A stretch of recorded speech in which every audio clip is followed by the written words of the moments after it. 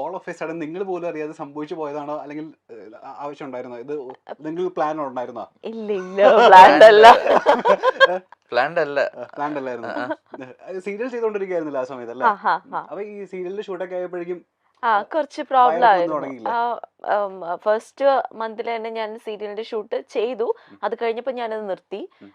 പിന്നെ വീട്ടിലായിരുന്നു. വീട്ടില് ചെറിയ ചെറിയ പ്രോഗ്രാംസ് ഒക്കെ മാത്രമേ ചെയ്യുന്നുള്ളൂ. അധികം റെസ്റ്റ് ഒക്കെ ആയിരുന്നു. ഒരു ഓൺലൈൻ ചാനലിൽ ഒരു വാർത്ത വന്നാക്കാണ്, വേദനയോടെ മൃദുല അറിയിക്കുന്നു ഇങ്ങനെ ഒരു വാർത്ത. നമ്മൾ എന്താ വിചാരിക്കുക, ഇവരെന്ത് വേർപിരിയാൻ പോവാണോ? ഉള്ളടക്കം നോക്കുന്ന സമയത്ത് ഇല്ല, ഇനി അടുത്തൊരു കുട്ടി അടുത്തൊന്നുമില്ല, അതിനാണ്. ആ വാർത്ത കണ്ടിരുന്നോ? തലക്കെട്ടിതാ, വേദനയോടെ മൃദുല പറയുകയാണ് ഇനി എല്ലാം നിർത്തിയിട്ട് പോകുന്നു, അങ്ങനെ കണ്ടു പറഞ്ഞു. ഞാൻ കണ്ടിരുന്നു അല്ലേ? അപ്പൊ കഴിഞ്ഞ ദിവസം നമ്മള് സാനിഫിനെയും അതുപോലെ തന്നെ മറിയ ഷെൽജിനെയും ഇന്റർവ്യൂ ചെയ്തിരുന്നു നിങ്ങളുടെ കോളേജിനെ. അപ്പൊ സാനിഫ് പറഞ്ഞൊരു കാര്യമുണ്ട്. അതായത് പണ്ടൊക്കെ ഈ യുവാകൃഷ്ണ എന്ന് പറഞ്ഞു കഴിഞ്ഞാലേ ഞങ്ങൾ പറയുമായിരുന്നു, ആദ്യം ഷൂട്ടിന്റെ സമയത്തൊക്കെ ഞങ്ങള് കൊളീഗ്സിനോട് പറയുന്നത് എന്തോ ഒരു ജാടയാണ് അയാള്. ഭയങ്കര ജാട, എനിക്ക് അയാളോട് വലിയ താല്പര്യമൊന്നുമില്ല.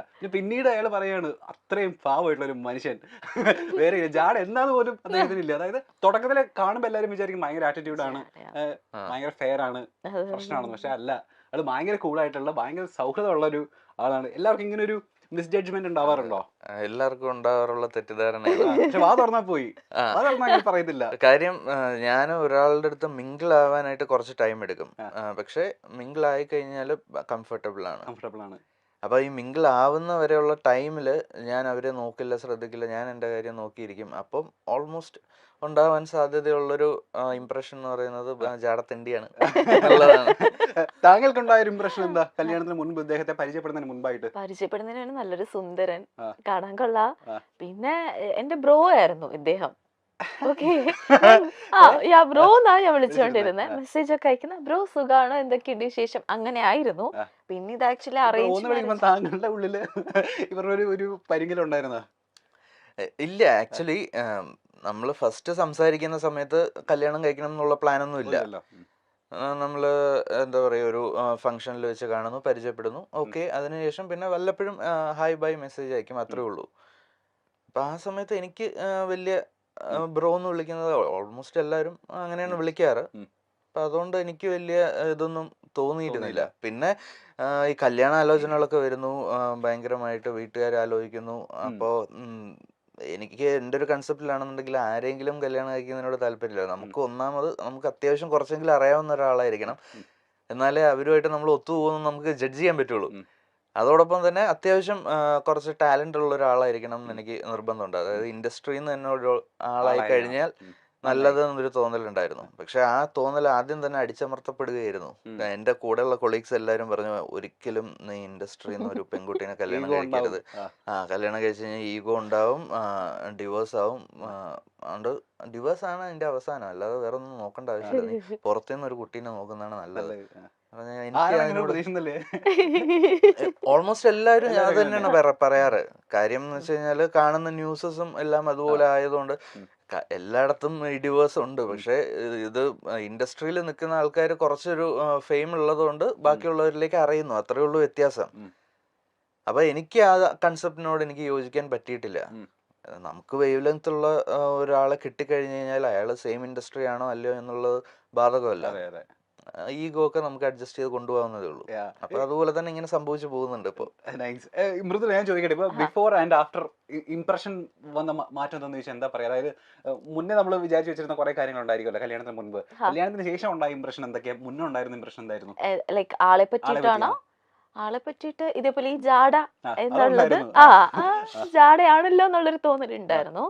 പിന്നെ കല്യാണം കഴിഞ്ഞതിന് ശേഷം ആളെ കൂടുതൽ മനസ്സിലാക്കാൻ പറ്റി. അതാണ് ലൈക്ക് ഭയങ്കര ലവബിൾ ആയിട്ടുള്ള ഒരാളാണ്, ഭയങ്കര കൂളാണ്, എത്ര ദേഷ്യപ്പെട്ടാലും തിരിച്ച് റിയാക്ട് ചെയ്യില്ല. സോ അതുകൊണ്ട് എനിക്ക് പറയാം, എന്തും പറയുന്നത് ഭയങ്കര കൂളായിട്ട് ഇതങ്ങ് എടുക്കും. അതൊക്കെ തന്നെയാണ് ആക്ച്വലി കൂടുതൽ മനസ്സിലാക്കാൻ പറ്റി. മറ്റേ ജാഡ എന്നുള്ള ആ ഒരു ഇംപ്രഷൻ മാറിയിട്ട് അതല്ല ക്യാരക്ടർ എന്നുള്ളത് മനസ്സിലായി. അണ്ടർസ്റ്റാൻഡിങ് പീപ്പിൾ ആയി നിങ്ങൾ. ഇപ്പൊ മൃദുലേനെയും ഈ പറയുന്ന പോലെ യുവേനെ നമുക്ക് എല്ലാവർക്കും ഇഷ്ടമായി തുടങ്ങിയതുണ്ടല്ലോ സ്റ്റാർ മാജിക്കിന് വന്നതിന് ശേഷമാണ്. നിങ്ങളുടെ പേഴ്സണാലിറ്റി എന്താണെന്നും ഒക്കെ മനസ്സിലായത് നമുക്ക് അങ്ങനെയല്ലേ അതെ, അതെ, നിങ്ങളുടെ ടാലന്റ് എന്താണെന്നും ഞാൻ ഇപ്പൊ യൂട്യൂബിൽ നോക്കിയപ്പോൾ ഒരു വീഡിയോന് ഒരു പെർട്ടിക്കുലർ വീഡിയോന് മൃദുലയുടെ പെർഫോമൻസ് ഉള്ള ഒരു വീഡിയോന് 8.3 മില്യൺ വ്യൂസ് പോയേക്കുന്ന വീഡിയോ. അതെ അതായത് എനിക്ക് തോന്നുന്നു ഏറ്റവും കൂടുതൽ വ്യൂസ് പോയത് സ്റ്റാർ മാജിക്കിന്റെ ആ പെർട്ടിക്കുലർ വീഡിയോനായിരിക്കും. അതെ അതെ അതെ അതെ സ്റ്റാർ മാജിക്കിന്റെ ഒരു റെക്കോർഡ് തകർത്ത നായികയാണ്. യുവയെ മോശമല്ല, പിന്നീടാണ് യുവയ്ക്കും ഇങ്ങനെ ഒരു കഴിവുണ്ട്. അതെ മെയ്ഡ് ഫോർ ഈച്ച് തരാണ്. മിമിക്രി ഇവർ രണ്ടുപേരും തോളോട് തോള് നിൽക്കുന്ന കപ്പിളാണെന്ന് നമ്മൾ പിന്നീടാണ്.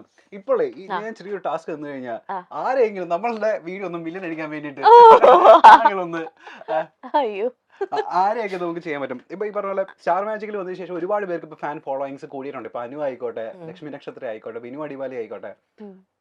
ആരാണ് ആദ്യം അനുവിനെ ഈ പറയുന്ന ഈ മൊമെന്റിൽ നമുക്ക് ഇത് കാണിക്കാൻ പറ്റുമോ? ചെയ്യാം. ഷുവർ. ഇത് ഞാൻ തനു. ഓക്കെ. എന്തിരടി നീ പറയണത്?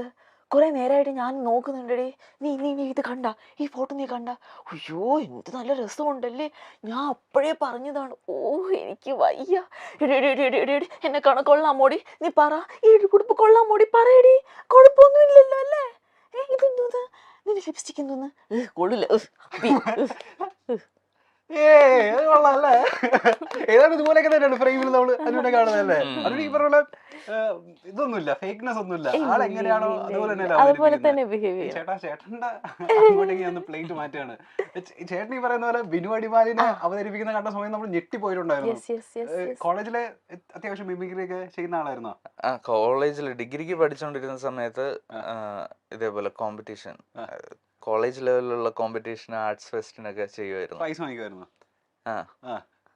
ഇതറിയായിരുന്നോ? കല്യാണത്തിന് മുന്നേ അന്ന് അവതരിപ്പിച്ചപ്പോഴാണ് ആദ്യമായിട്ട് ആണല്ലേ? ഓ ചേട്ടാ. ഓക്കെ.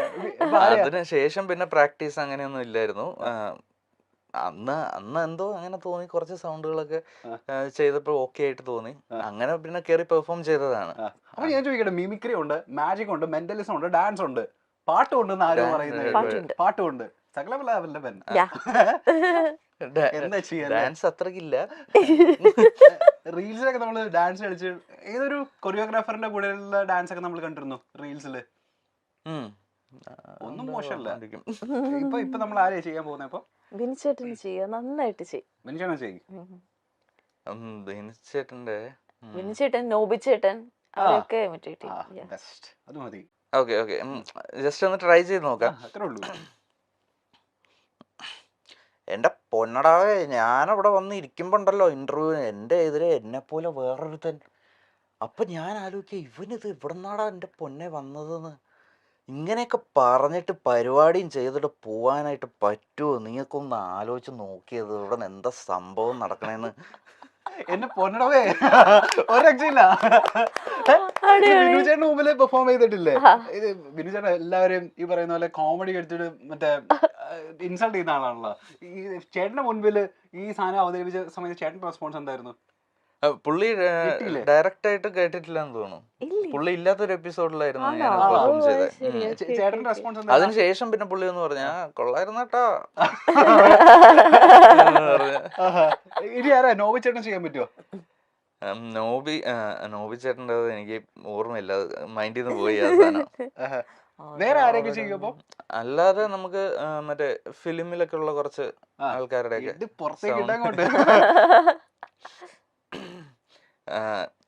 ഞാൻ സ്ഥിരം പണ്ട് കോളേജിൽ ചെയ്തിട്ടുണ്ടിരുന്ന സാധനങ്ങളൊക്കെ തന്നെ. കൊച്ചിൻ ഹനീഫയും ജനാർദ്ദനും തമ്മിലുള്ളൊരു ഡയലോഗ്, ആസനെ അർദ്ധം ഷക്കീല പെറ്റി ഇരട്ടാന്ന് കേട്ടത് പോയാലോ? ഓ നീ തങ്കപ്പനല്ലടാ പൊന്നപ്പനാ. അതുകൊള്ളാം.